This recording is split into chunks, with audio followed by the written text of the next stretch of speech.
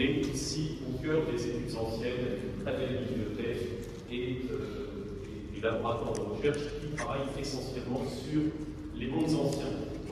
Alors Champollion, c'est un nom bien, puisque nous allons évoquer avec Youssef sa dernière production, une pièce de théâtre, Sultan Bonaparte, que nous avions espéré peut-être pouvoir jouer en avant-première, mais Céréron nous en parlera dans un instant, et qu'il est nécessaire de présenter un maître. Je crois que tout le monde le connaît. Je dirais tout de même que c'est un des grands historiens de l'Égypte de l'époque napoléonienne, et pas seulement. Il s'intéresse plus généralement au rapport entre l'Égypte et l'Europe. Je le connais particulièrement pour ce qui a été sa thèse de doctorat en littérature comparée, qui était consacrée à Bonaparte et Mahomet. Nous sommes déjà au cœur de la campagne d'Égypte.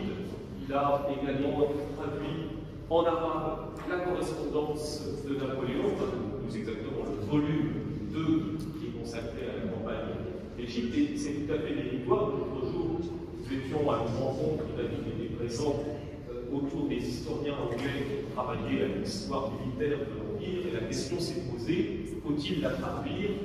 Et la réponse a été, ce serait trop cher. De même, c'est trop cher de traduire en anglais la correspondance de Napoléon. Donc, vos patriotes, vos agents de pouvoir, et même au-delà, lire Napoléon à travers votre traduction. Et puis, tout récemment, vous étiez venu en parler en présence de son Excellence il y a un an à la Sorbonne. Vous avez travaillé sur le commandant Bouchard, le découvreur de la pierre de Rosette. Vous voyez, la boucle est bouclée. Nous étions dans l'amphi Guizot pour parler de la pierre de Rosette. Nous sommes dans l'amphi Champollion pour évoquer à nouveau la campagne d'Égypte. Et je suis très heureux de pouvoir vous accueillir. Je précise pour ceux qui ne me connaissent pas que je m'appelle Olivier Bouton, que je suis professeur à la Sorbonne, spécialiste de l'Empire, et également président de l'Institut Napoléon. Donc il y a des partenariats sur lesquels je ne vais pas revenir et qui ont rendu possible cette rencontre. David.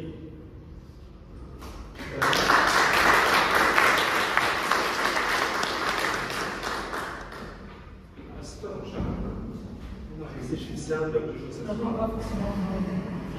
C'est là,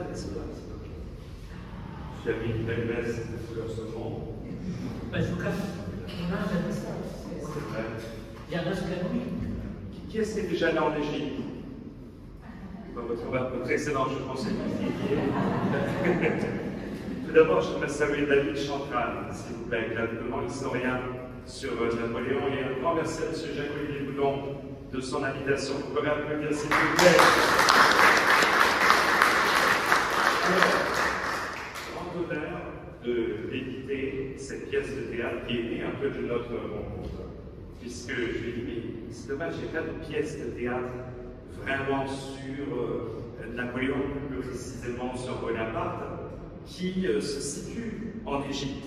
Parce qu'il y a des choses absolument extraordinaires à cette rencontre entre la culture égyptienne, le monde arabe aussi, et puis Bonaparte. Donc ça doit être très intéressant. Et puis, je crois en 1 semaine, 2 semaines, il m'envoie un premier jet, et je l'ai appelé, je lui ai dit, écoute, pas bien.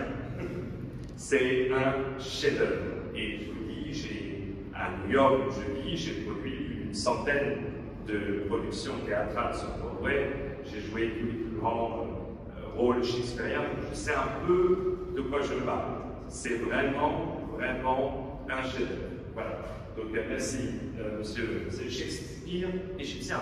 Vous pouvez le dire. Votre Excellence, c'est un honneur d'être avec vous aujourd'hui. Merci encore. Alors, voilà ce que j'ai voulu vous faire. Plutôt que de vous parler de la pièce, etc., c'est de vous lire un petit peu un extrait. Est-ce que ça vous dirait?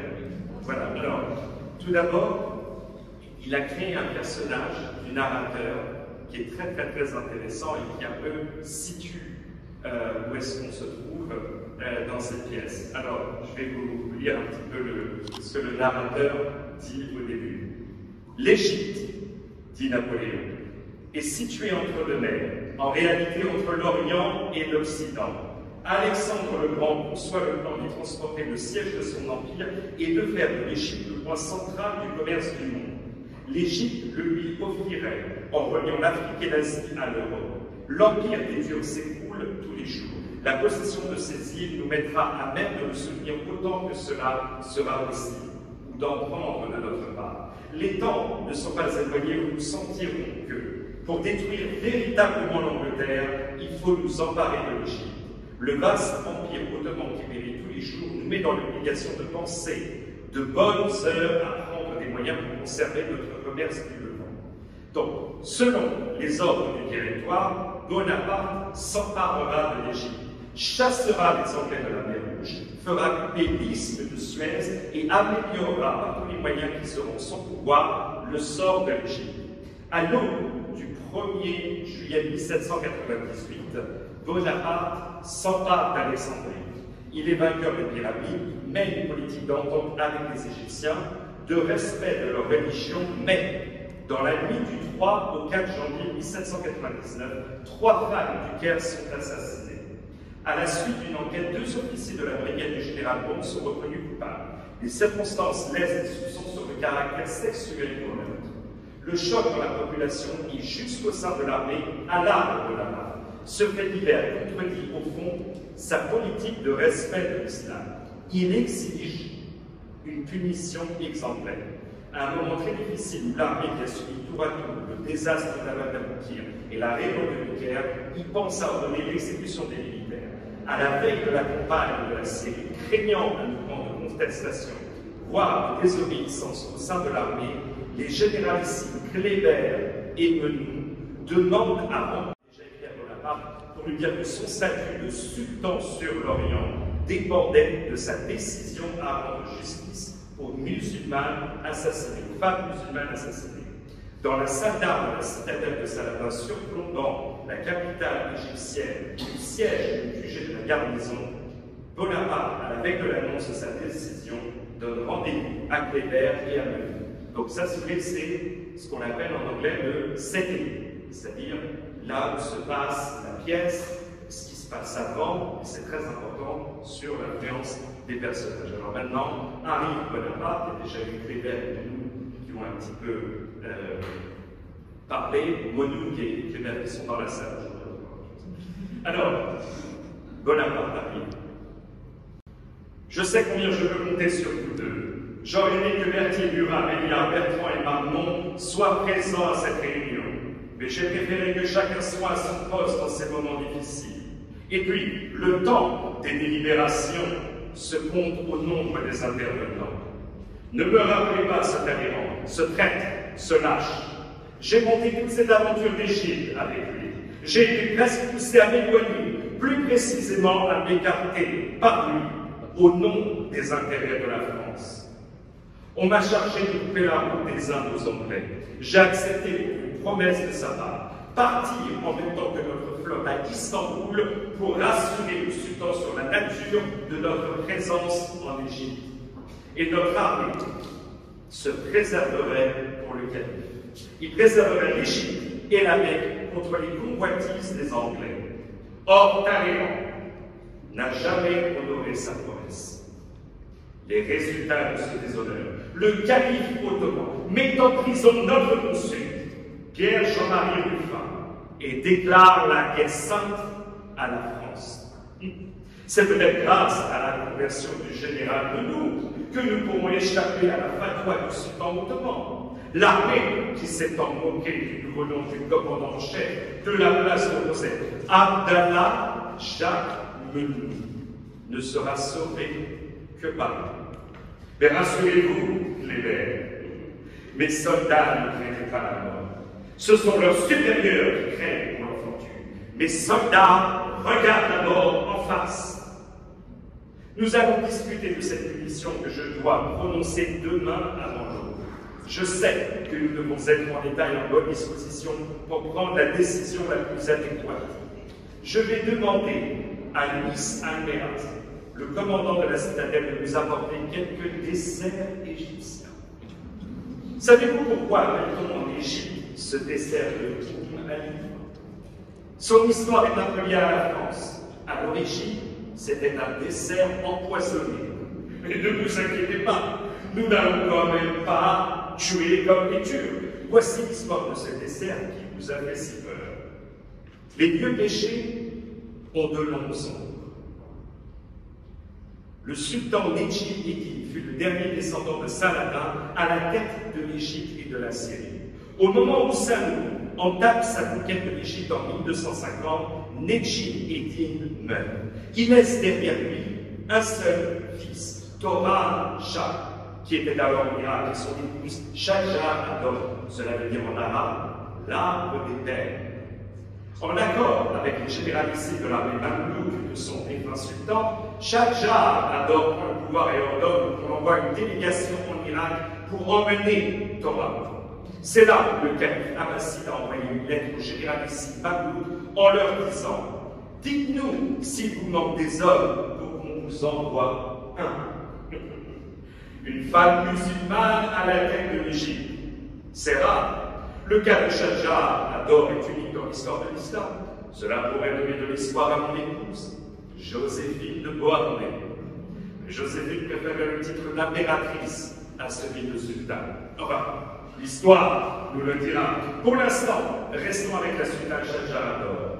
Elle prend goût au pouvoir et organise ainsi l'assassinat de Toran Shah, l'héritier du trône. Selon notre cher Joinville, elle proposa au trône d'Égypte à Saint-Louis que ses armées avaient réussi l'exploit de capturer à Mansour dans le delta du Nil. Elle pensait qu'il allait accepter aveuglément le trône du pays et qu'il n'était pas au courant de l'assassinat de Toran Shah. Il rejette sa proposition en lui disant « Je ne règne pas sur les régicides. » Elle essaya de le séduire. L'habitude de péché lui donnait une jolie couleur. Mais c'était peine perdue. Voilà. Merci beaucoup.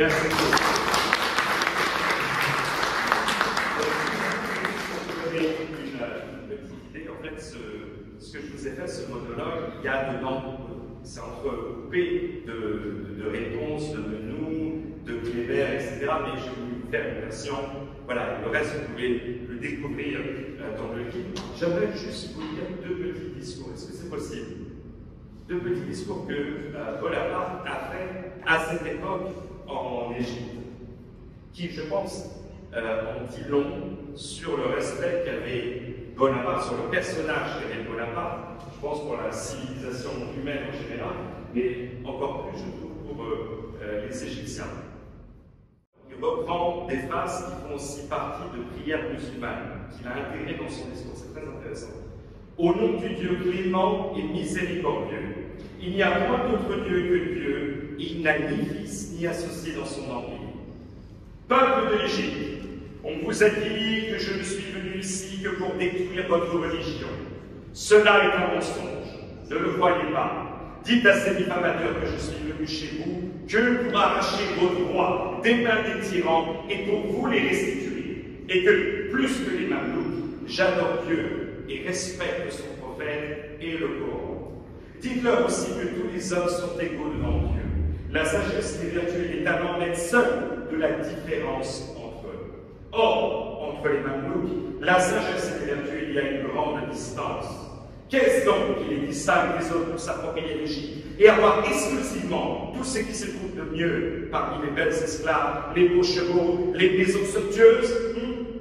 C'est la terre d'Égypte est une ferme des Mamelouks qui nous montre le bail que Dieu leur en a fait. Mais le maître de l'univers est clément, juste et miséricordieux. Et avec son aide puissante, tous les Égyptiens vont occuper les plus hautes positions et obtenir des grades les plus élevés. Les plus sages, les plus instruits, les plus vertueux gouverneront et le peuple sera heureux. Heureux ceux des habitants de l'Égypte qui se joindront à nous sans retard. Ils prospéreront dans leur fortune et leur rang. Heureux encore ceux qui resteront dans leur maison et seront heureux. Ceux-ci, quand ils nous connaîtront, s'empresseront de s'unir à nous de tout cœur. Voici un autre discours qui pour moi est peut-être le plus grand discours jamais écrit par Napoléon et qui, je pense, exprime vraiment ce qu'était Napoléon et son respect d'unifier, si je veux dire, tous les peuples sous le drapeau français. Soldat, donc il est à bord de l'Orient, en route pour l'Égypte. Soldats, Vous allez entreprendre une conquête dont les efforts sur la civilisation et le commerce du monde sont incalculables. Vous porterez à l'Angleterre le coup le plus sûr et le plus sensible, en attendant que vous puissiez lui donner le coup de mort. Nous ferons quelques marches fatigants, nous livrerons plusieurs combats. Nous réussirons dans toutes nos entreprises. Les destins sont pour nous. Les belles magouilles qui favorisent exclusivement le commerce anglais, qui ont couvert d'avanie nos négociants et qui tyrannisent les malheureux habitants du Nil, quelques jours après notre arrivée, n'existeront plus. Les peuples avec lesquels nous allons vivre sont mahométans. Leur premier article de foi est celui-ci. Il n'y a pas d'autre Dieu que Dieu, et Mahomet est son prophète. Ne les contredisez pas. Agissez avec eux comme nous avons agi avec les Juifs, avec les Italiens. Ayez des égards pour leur moufti et leur imam, comme vous en avez eu pour les rabbins et les évêques. Ayez pour les cérémonies que prescrit le Coran, pour les mosquées, la même tolérance que vous avez eue pour les couvents, pour les synagogues, pour la religion de Moïse et de Jésus. Les légions romaines protégeaient toutes les religions. Vous trouverez ici des usages différents de ceux de l'homme, et il faut vous y accoutumer. Les peuples chez lesquels nous allons traitent les femmes différemment que nous, mais dans tous les pays, celui qui viole est un monstre. Le pillage n'enrichit qu'un petit nombre d'hommes. Il nous déshonore, il détruit nos ressources, il nous rend ennemis des peuples qu'il est de notre intérêt d'avoir pour amis. La première ville que nous allons rencontrer a été bâtie par Alexandre. Nous trouverons à chaque pas de grands souvenirs dignes d'exciter l'émulation des Français. Merci beaucoup.